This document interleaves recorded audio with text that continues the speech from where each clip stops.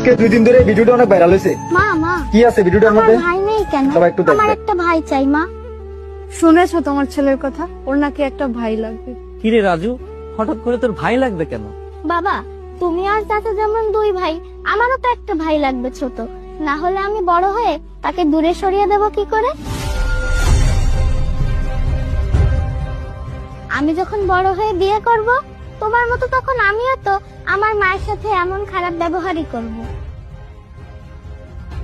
আমার বউও আমার মায়ের সাথে অনেক খারাপ ব্যবহার করবে, যেমনটা আমার মা দাদির সাথে করত।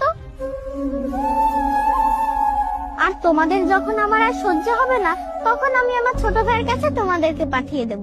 না না বাবা, তুমি আমার সাথে কেন এরকম করবে? আমি তো তোমার মা।